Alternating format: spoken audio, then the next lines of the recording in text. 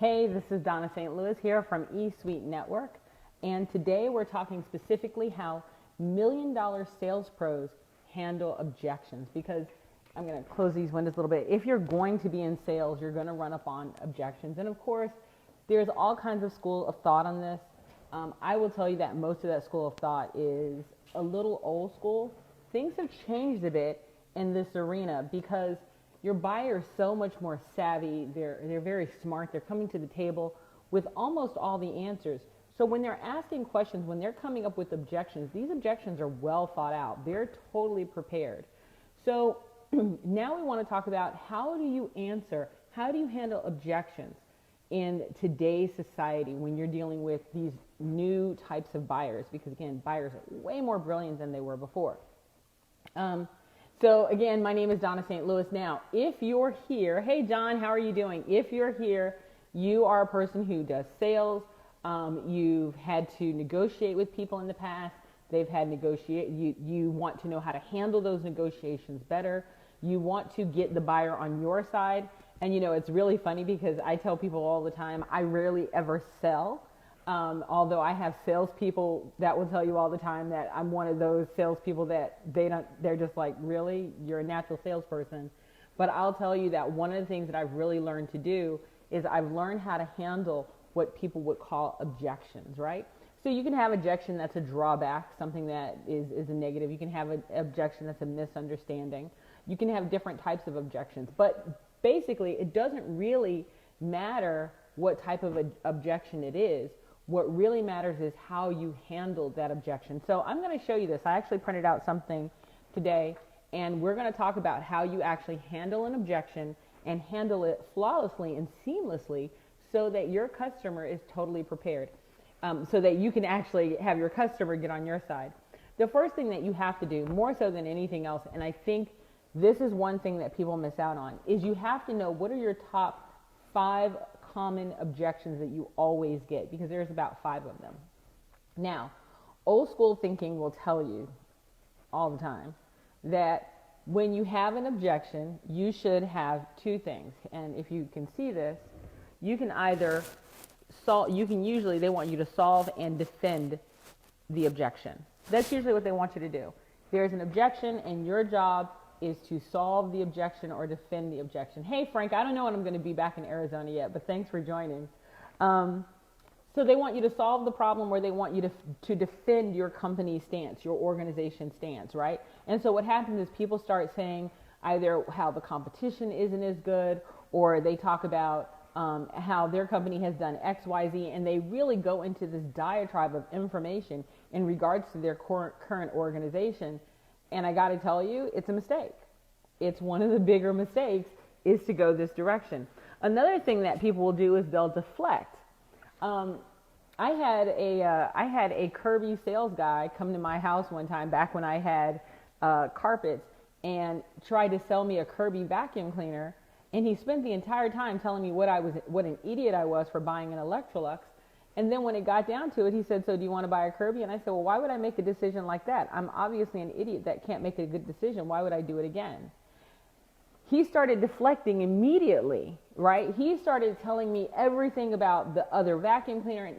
Don't talk about my competition. Don't talk about your competition in a negative manner. Don't deflect.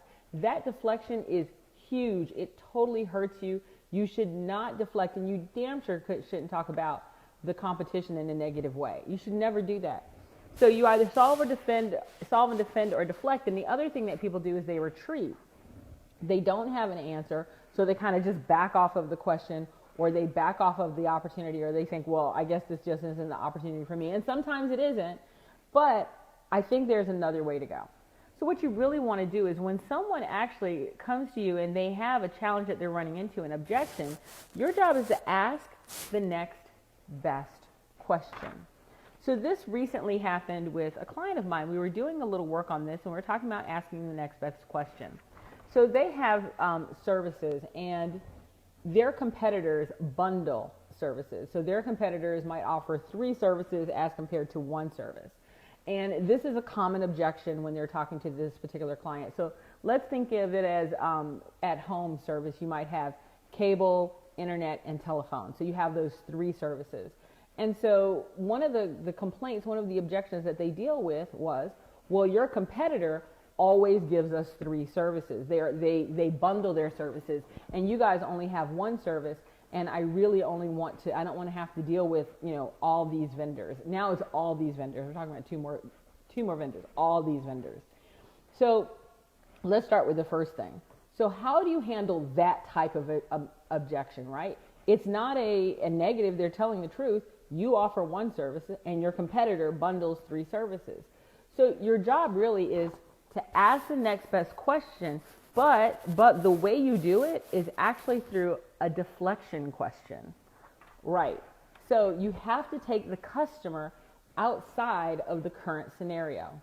And this is how I do it. So when I was speaking to my client, I said, this is how you handle that, and this is what you should do from now on. When the customer says, we really like the whole idea of it being bundled instead of just one thing, and, you guys only offer this 1 service, and we really want a bundle. This is what I said. I said, so when you talk to that customer, you should say something like this. Well, let me ask you a question. I want you to imagine for a second that you're getting a divorce. And you have a choice of 3 types of attorneys.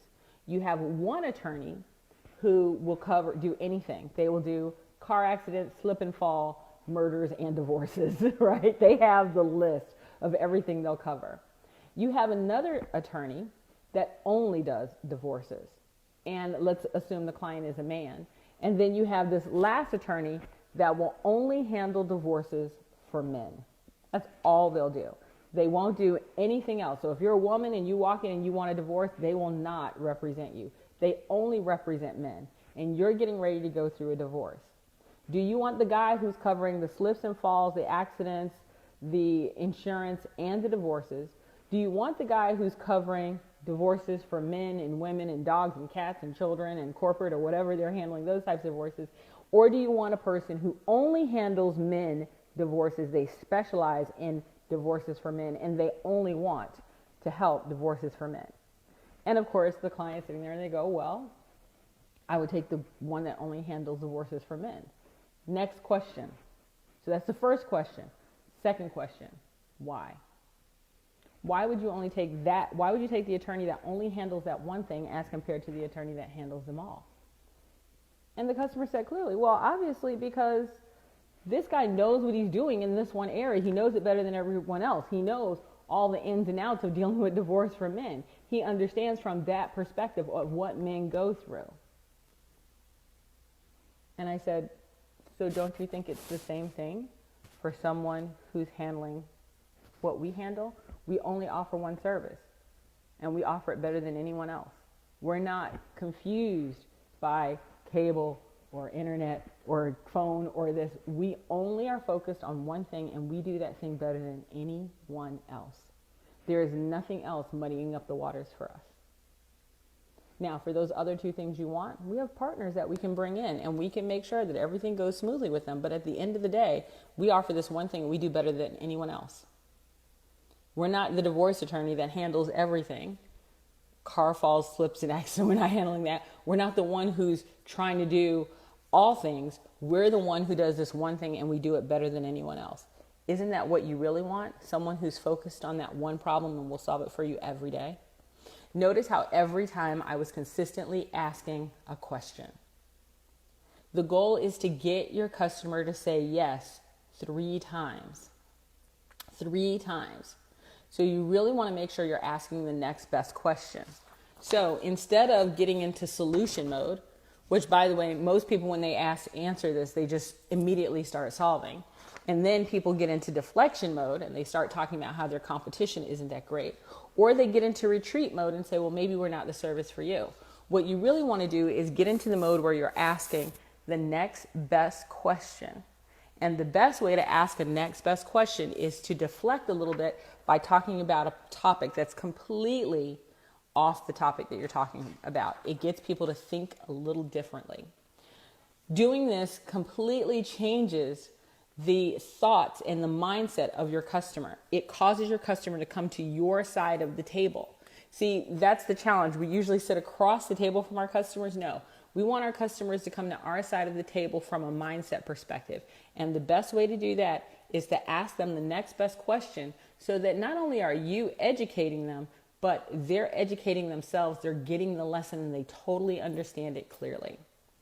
Anyway, that's all I have for you today. I would love to know how you answer the next best question. And also, just so you guys know, in the beginning of the year, I will be doing a create your lucrative business, your lucrative expert-based business workshop. It'll be open to, we're stuck between where there's going to be 10 or 15 people. But if you're interested in learning how to create your own business and you want to discover the secrets that top millionaires, that expert-based millionaires use, please let me know. Just send me a private message, and I look forward to seeing you guys tomorrow.